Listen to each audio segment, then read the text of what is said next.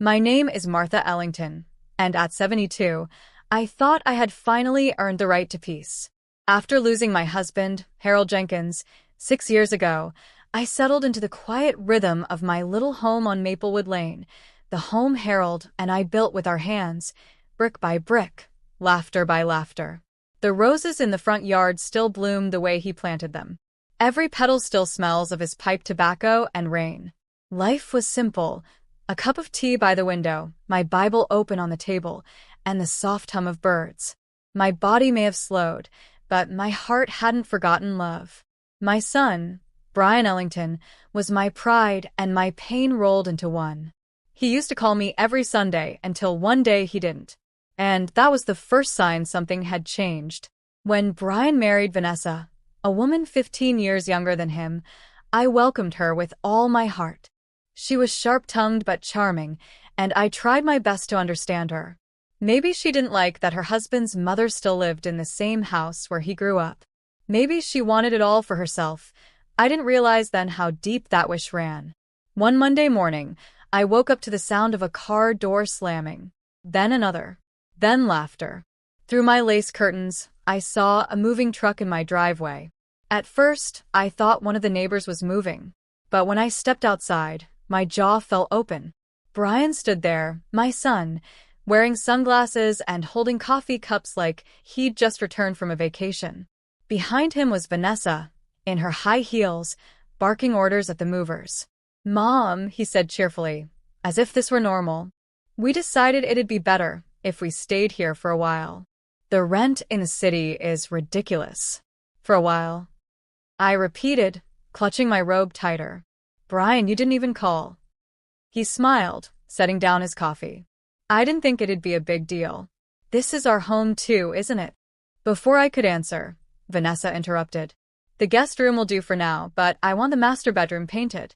I can't stand that old wallpaper." Old wallpaper. Harold and I had chosen that pattern together on our 25th anniversary. It had tiny bluebirds, just like the ones that perched outside our window every spring. My heart thudded painfully. "That's my room," I said softly. Vanessa smirked. "Oh, Martha, you'll be more comfortable upstairs.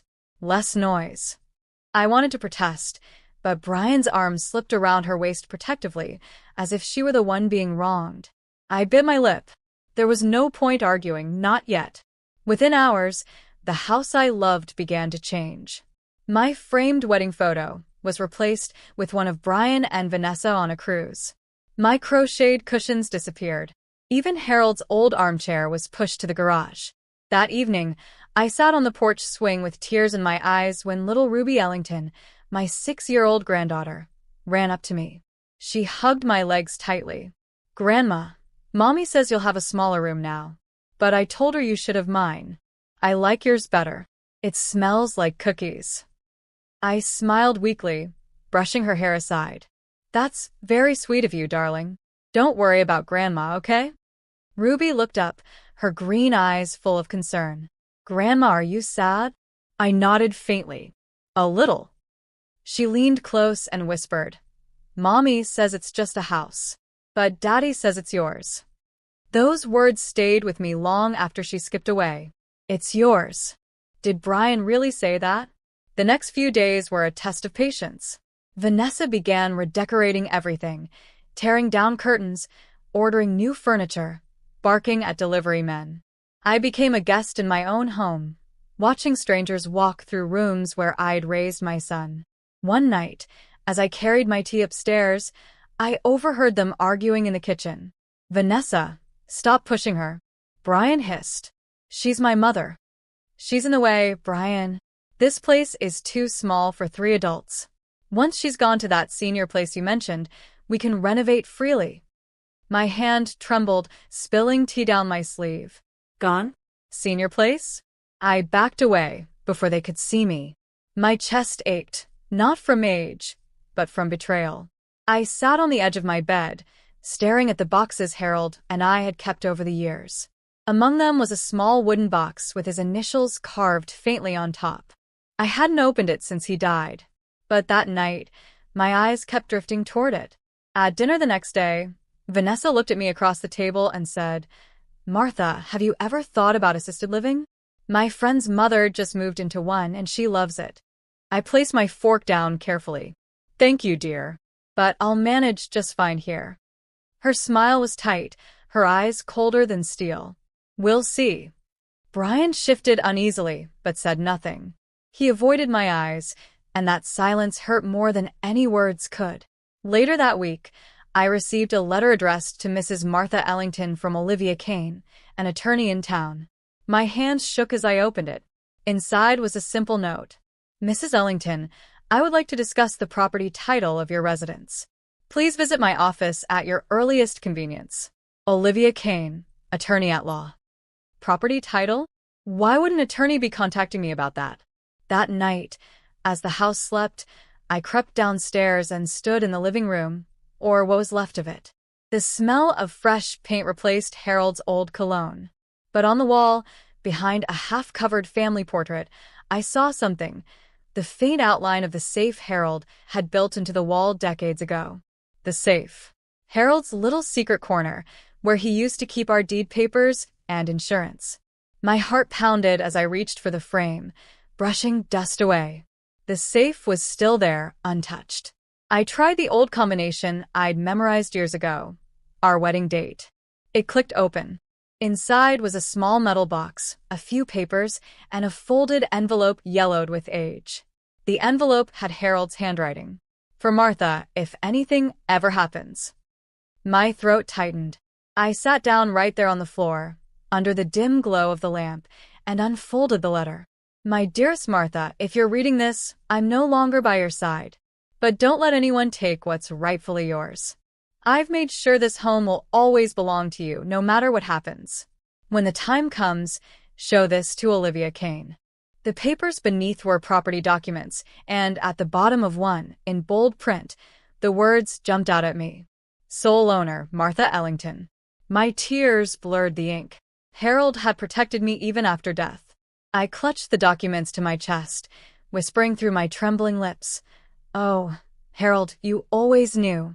At that moment, footsteps echoed behind me. I turned sharply, clutching the papers. Vanessa stood at the top of the stairs, her eyes narrowing in suspicion. "Couldn't sleep, Martha?" I hid the envelope behind my robe. "Just having tea." Her gaze flicked to the open safe behind me, then back to my face. For a split second, I saw the spark of greed flicker in her eyes. "Oh," she said sweetly. "I didn't realize that safe still worked." Then she smiled, the kind of smile that chills the blood. I swallowed hard, clutching Harold's letter tighter. And that's when I realized this wasn't just about a house anymore. It was about what Harold left inside it and what Vanessa was willing to do to take it from me. If you've ever felt pushed aside in your own family, remember, silence can be powerful, but truth is even stronger.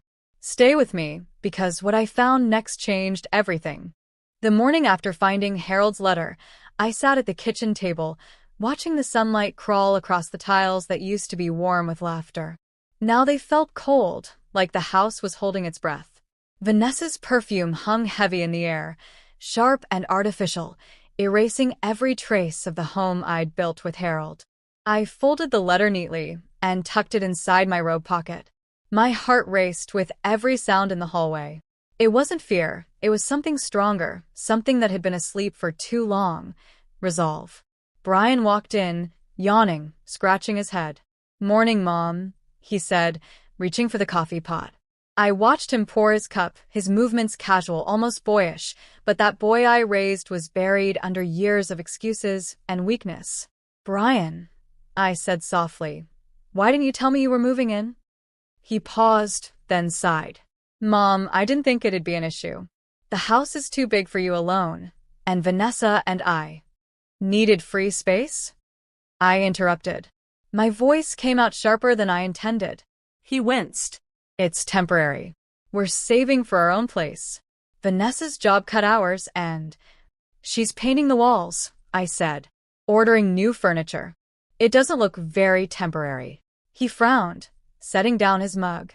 "Mom, please. She just wants to make things comfortable for everyone."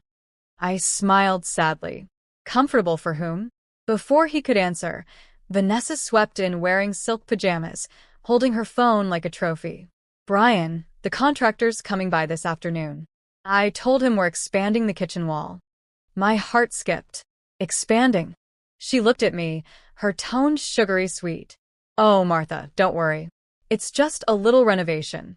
Once we get the paperwork sorted, we'll modernize everything. This place could use it. I stared at her, my mind racing. Paperwork. She smirked. Yes, the property title. Brian mentioned it might need updating since, you're getting older. We'll handle it for you. I felt a chill crawl up my spine. That won't be necessary. Vanessa tilted her head. Oh, I think it will. The law can be tricky. Don't you want to make sure everything's in good hands? Her words were laced with poison. And Brian, my own son, stood there in silence, staring at the floor like a child caught between love and cowardice. Later that day, while they left for errands, I slipped into my bedroom and pulled out Harold's papers. The deed, the letter, and the proof of my ownership. I placed them in a small blue envelope and hid it under the floorboard beneath my bed, the same loose plank Harold used to fix every spring. I told myself it was just precaution. But deep down, I knew this wasn't the end. It was only the beginning. That afternoon, I went to see Olivia Kane, the attorney mentioned in Harold's letter. Her office was small but tidy, smelling faintly of lemon and ink. She looked up when I entered, a woman in her 40s with sharp eyes and kind hands. "Mrs. Ellington," she said, standing to shake my hand. "I was hoping you'd come in." I handed her the documents. "My late husband said to find you. He mentioned something about the house." She scanned the papers quickly, her expression shifting from neutral to surprised. "Your husband was very thorough. You're listed as the sole legal owner of the property, and he even placed a protective clause." "Protective?" She nodded. "Yes." He added a stipulation. "No one can sell, modify, or transfer ownership without your explicit consent while you're alive. Anyone who tries would be committing fraud." I leaned back in the chair, my eyes stinging. Harold always worried about me being alone. Olivia smiled softly. He was a wise man. But, Mrs. Ellington, why do I get the feeling someone's trying to take that house from you? I hesitated, then whispered, "Because they already moved in." She frowned. "Who?" "My son and his wife." Her brows furrowed. "Do you want me to intervene legally?" I shook my head. "Not yet. I want to see how far they're willing to go." Olivia nodded slowly. "All right. But if anything suspicious happens, call me immediately. And keep those documents safe." I returned home that evening to find the living room stripped bare. My heart sank, my lace curtains gone, my photographs boxed, even Harold's record player missing. "Vanessa," I called. She appeared from the hallway, sipping wine, her lips painted like fire. "Oh, Martha, you're back. We donated some of the old stuff. Hope you don't mind." "Donated?" My voice trembled. "Those were Harold's things." She shrugged. "Sweetheart, they were falling apart. It's time to move on." Something inside me cracked. "Move on," I whispered. "This house is my memory, Vanessa. Every inch of it." She smiled coldly. "Well, memories don't pay bills." Before I could respond, Ruby came running in, holding something in her small hands. "Grandma, look what I found." It was Harold's old wristwatch, the one he'd worn every day until the day he died. My eyes filled with tears as I knelt down and took it from her. She nodded. "Yes." He added a stipulation. "No one can sell, modify, or transfer ownership without your explicit consent while you're alive. Anyone who tries would be committing fraud." I leaned back in the chair, my eyes stinging. Harold always worried about me being alone. Olivia smiled softly. He was a wise man. But, Mrs. Ellington, why do I get the feeling someone's trying to take that house from you? I hesitated, then whispered, "Because they already moved in." She frowned. "Who?" "My son and his wife." Her brows furrowed. "Do you want me to intervene legally?" I shook my head. "Not yet. I want to see how far they're willing to go." Olivia nodded slowly. "All right. But if anything suspicious happens, call me immediately. And keep those documents safe.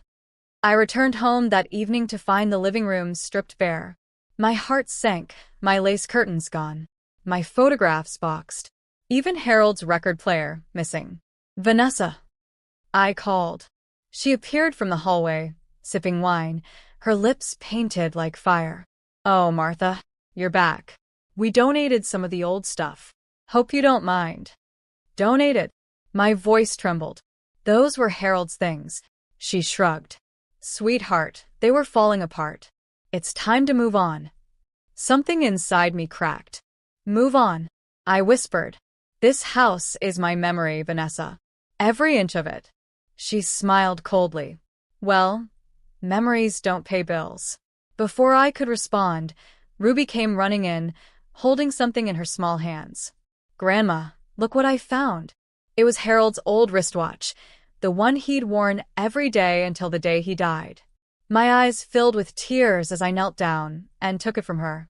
We locked eyes. For a long moment, neither of us spoke.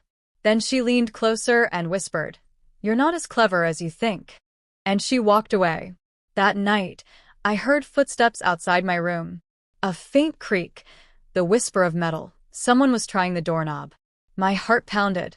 I stayed silent, clutching the deed papers under my pillow. After a few tense minutes, the footsteps retreated. The next morning, Ruby ran to me crying. Grandma, Mommy threw away your boxes from the garage. I rushed outside, my chest heaving. And there, by the trash bins, were Harold's army medals, our photo albums, even the old wooden box where I used to keep his letters. Tears streamed down my face. Vanessa, how dare you? She crossed her arms. It's garbage, Martha. Let it go. Brian appeared at the door, guilt etched all over his face. Mom, please don't make this harder. I turned to him, my voice breaking. Harder? You let her erase your father. His eyes glistened, but he said nothing. That night, I sat alone in the garden, under the moonlight, the world spinning with betrayal. Then I heard Ruby's voice from her window. Grandma, Mommy said you might go away soon. Is that true? I looked up at her tearful little face. Not if I can help it, sweetheart. The next morning, something unexpected arrived in the mail, a notice from the county assessor's office, addressed to property co-owner, Brian Ellington. My blood ran cold. I marched to the mailbox and read it again. There was no mistake. Somehow, Brian's name had been added to my property records. I stormed inside. Brian, explain this. He froze, guilt flooding his face. Mom, it was Vanessa's idea. She said it was just for security. I didn't think. I slapped the paper on the table. You didn't think. You gave her the knife and pointed it at me. Vanessa appeared in the doorway, smiling like a victor. Looks like it's official now, Martha. You might want to start packing. We locked eyes. For a long moment, neither of us spoke. Then she leaned closer and whispered, "You're not as clever as you think." And she walked away. That night, I heard footsteps outside my room. A faint creak, the whisper of metal. Someone was trying the doorknob. My heart pounded. I stayed silent, clutching the deed papers under my pillow. After a few tense minutes, the footsteps retreated. The next morning, Ruby ran to me crying. Grandma, Mommy threw away your boxes from the garage. I rushed outside, my chest heaving. And there, by the trash bins, were Harold's army medals, our photo albums, even the old wooden box where I used to keep his letters. Tears streamed down my face. Vanessa, how dare you? She crossed her arms. It's garbage, Martha. Let it go. Brian appeared at the door, guilt etched all over his face. Mom, please don't make this harder. I turned to him, my voice breaking. Harder? You let her erase your father. His eyes glistened, but he said nothing. That night, I sat alone in the garden, under the moonlight, the world spinning with betrayal. Then I heard Ruby's voice from her window. Grandma, Mommy said you might go away soon. Is that true? I looked up at her tearful little face. Not if I can help it, sweetheart. The next morning, something unexpected arrived in the mail, a notice from the county assessor's office, addressed to property co-owner, Brian Ellington. My blood ran cold. I marched to the mailbox and read it again. There was no mistake. Somehow, Brian's name had been added to my property records. I stormed inside. Brian, explain this. He froze, guilt flooding his face. Mom, it was Vanessa's idea. She said it was just for security. I didn't think. I slapped the paper on the table. You didn't think. You gave her the knife and pointed it at me. Vanessa appeared in the doorway, smiling like a victor. Looks like it's official now, Martha. You might want to start packing. Yes, I said. My son and his wife. He sighed heavily. Family cases are always the hardest. When I walked out of that building, the winter wind cut through my coat, but I didn't shiver. My tears had frozen long ago. When I returned home, Vanessa's car wasn't in the driveway. Brian sat on the porch, his face pale and tired. He looked up when I approached, guilt weighing on every line of his face. Mom, he started. I didn't let him finish. How could you do this, Brian? How could you forge your father's name? His voice broke. It wasn't supposed to go that far. Vanessa said it was just paperwork to protect the house. Protect it? I spat. You are stealing it. He buried his face in his hands. She said you didn't care anymore. That you might move into a nursing home soon. She said she was just making things easier. I stared at him in disbelief. And you believed her over me? His silence was answer enough. I took a step closer. You forged your father's name. You let her destroy his things. You let her call my home hers. Tell me, Brian, what's left of you that still belongs to me? He looked up, his eyes red. Mom, I'm sorry. Sorry doesn't fix betrayal, I whispered. Before either of us could speak again, Vanessa's car screeched into the driveway. She stepped out, phone in hand, her face blazing with fury. Brian, what did you tell her? He stood quickly. Vanessa, please. She turned to me, venom dripping from her words. You think you can turn him against me, old woman? You think anyone will believe your story? You're senile. You forget things. My jaw tightened. You're not going to win, Vanessa. She smiled. I already have. The records are updated. Your own son signed them. She waved the document like a flag of victory. Brian looked at it, confusion flashing in his eyes. What do you mean? I didn't sign anything else. Oh, you did, she said sweetly. When you signed those tax forms last week, I slipped the ownership confirmation inside. You've already verified it. He froze, realization dawning too late. I whispered, she used you. Vanessa grinned. He's not the first man I've outsmarted. I could feel my blood boiling. You're a snake. She shrugged. A snake that knows how to survive. Then she walked inside like she owned the place. That night, I heard them arguing, voices sharp, breaking through the thin walls. Brian shouted, You lied to me, Vanessa. You said it was just temporary. Her voice cut through like glass.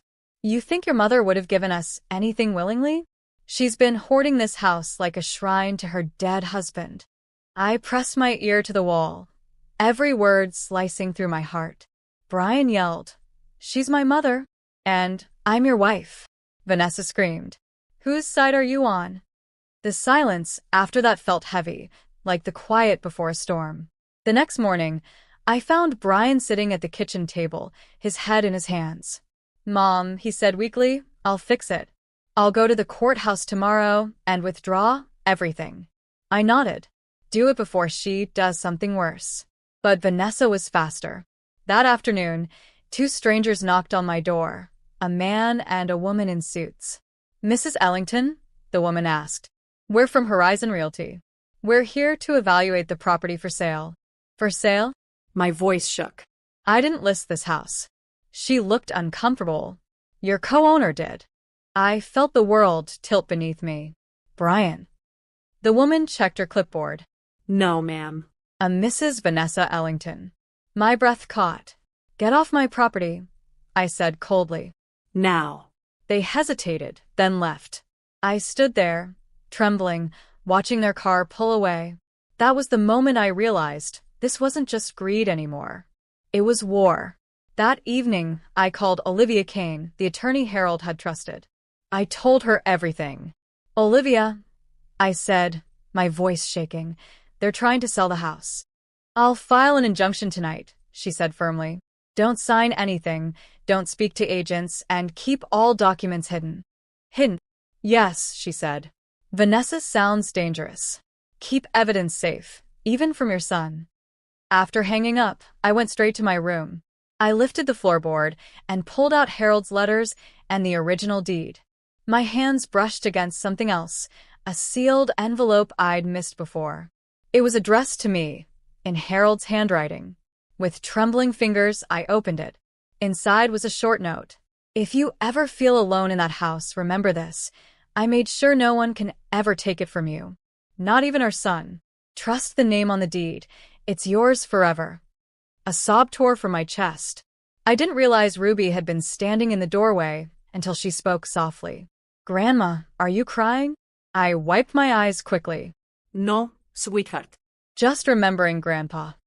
She came closer, clutching her stuffed bunny. "Mommy says you don't love us anymore." My heart broke all over again. "Oh, darling. That's not true. I love you more than anything." She looked at me curiously. "Then why are Mommy and Daddy fighting?" "Because love can't survive greed," I thought. But I didn't say it. Instead, I hugged her tight and whispered, "Because sometimes grown-ups forget what's important. But I'll fix it. I promise." That night, the air in the house felt heavier. I could hear Vanessa pacing the hallway, whispering into her phone. Her voice was low, urgent. "Make it fast," she said. "The old bat won't last much longer. Once she's out, the house is ours." I froze behind the door, my blood turning to ice. Then a sound. A soft click. The doorknob turned. I held my breath as the door creaked open. Vanessa peeked inside, thinking I was asleep. She moved quietly to the dresser, opened a drawer, and began rifling through it. I watched through slitted eyes as she found the small jewelry box Harold had given me decades ago. She opened it, took out my wedding ring, and slipped it into her pocket. That was it. The final line had been crossed. I waited until morning, my mind burning with one thought: she has to be stopped.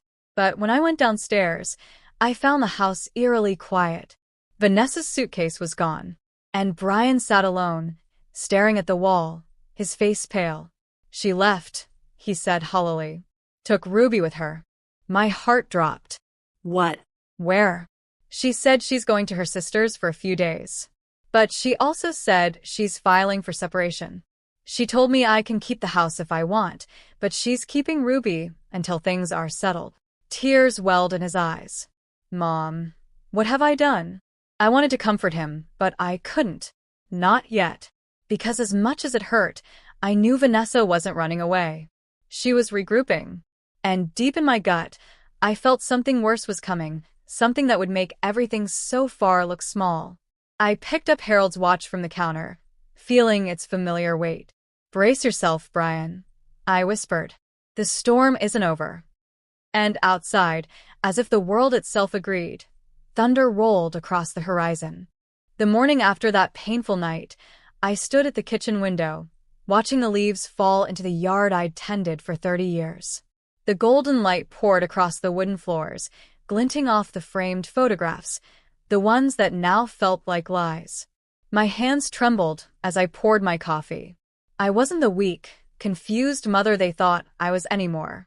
No, I was a woman who had loved too deeply and been disrespected too long. And today I was going to take back my home. Jared came downstairs first, his phone glued to his hand as usual. "Morning, Mom," he muttered, not even looking at me. Behind him, Brittany followed, wearing my robe, the one my late husband had gifted me for our 40th anniversary. The sight made something inside me burn. "Good morning," I said softly. My tone was calm, too calm. "I made breakfast." Brittany raised an eyebrow. "Oh, that's nice of you." "I figured," I replied, "since you both have been living here rent-free, the least I could do is serve you one last homemade meal before you leave." Jared froze. What? Brittany scoffed. Excuse me? I turned to face them fully, every ounce of sorrow replaced by quiet strength. You're moving out today. Jared frowned. Mom, we already talked about this. We're staying until… No, interrupted. You talked. I listened. But now it's my turn. I set my coffee cup down and slid a brown envelope across the counter. Jared hesitated before opening it, and when he did, his face went pale. Deed to the house, I said. Signed, notarized, and under my name. Always has been. Brittany's smirk vanished. You can't be serious. Oh, I'm dead serious, sweetheart. My voice quivered, but didn't break. When your husband's father died, this home was transferred to me entirely. It was never in Jared's name, and it never will be. Jared's hands shook. Mom, why are you doing this? We're your family. No, Jared, I whispered, feeling the sting of tears. Family doesn't walk into your home and treat you like a burden. Family doesn't tell you to stay in your room so they can have your living space. Brittany folded her arms. You're being dramatic. I smiled, the kind of smile that comes only after too many heartbreaks. You have no idea what dramatic looks like, but you're about to find out. She sneered. What's that supposed to mean? Last night, I said, turning toward the table where my lawyer's card sat. I called Mr. Hendricks. He'll be here in an hour. And the police will be, too, if you're not gone by then. The color drained from Brittany's face. You wouldn't dare. Oh, I would, I said. And I will. Silence swallowed the kitchen. Jared looked torn, his lips quivering, his eyes darting between me and his wife. Mom, he said softly, please can we talk about this privately? No, Jared, irraplia firmly. We've talked enough. I gave you my love, my time, my savings, and you chose her cruelty over my kindness. Brittany grabbed his arm. Don't stand there listening to her guilt trip. She's manipulating you. I turned to her, my voice suddenly steady and cold. Brittany, do you know what hurts the most? It's not your disrespect. It's that I once looked at you like the daughter I never had. She blinked, stunned. I stepped closer, looking her dead in the eye. You wanted this house? You wanted control? You thought you could erase me? Well, here's the truth. You built your comfort on my kindness. And today, that kindness ends. Jared's voice broke. Mom, please. I didn't mean for it to go this far. Then fix it, I said quietly. Do the right thing. He looked at Brittany, whose expression turned cold and defensive. You're not seriously considering. I don't know, he said, voice shaking. Maybe Mom's right. Her eyes widened in rage. You're pathetic, she screamed. You let her control everything. She'll never let us live our lives. Enough, I finally shouted. The sound startled even me. You've lived your life in my house, on my bills, under my roof. You've treated me like furniture. But I am not invisible, Brittany. I am the owner of this home, and I am done being quiet. Brittany stormed off to their room, slamming the door so hard the walls trembled. Jared stood there, staring at me, a lost boy inside a grown man's body. Mom, he whispered, tears filling his eyes. I didn't mean for you to feel this way. I just wanted us to be close again. Then you should have knocked before moving in, I said softly. He nodded slowly, guilt flooding his face. I'll pack our things. As he walked away, I felt a strange mix of pain and peace. I wasn't celebrating, I was grieving. Grieving the son I once knew, the bond that had slipped away quietly over the years. An hour later, Mr. Hendricks arrived, a kind man with silver hair and gentle eyes. He greeted me warmly and handed me a stack of documents. I've prepared everything you asked for, he said. They'll have 30 minutes to vacate before the sheriff is called. Thank you, I whispered. Brittany and Jared emerged from the hallway, bags in hand. Brittany didn't look at me. Jared paused near the doorway, his eyes red and hollow. I'll call you when we're settled, he said quietly. I nodded, though I didn't know if I wanted that call anymore. Take care of yourself, son. They walked out without another word. The door closed softly behind them, leaving only the echo of what had once been a home filled with laughter. For a long time, I just stood there. The silence was deafening, but it wasn't empty anymore. It was mine. As the afternoon sun fell across the living room, I walked to the fireplace and touched the framed photo of my late husband. "We did it, Frank," I whispered.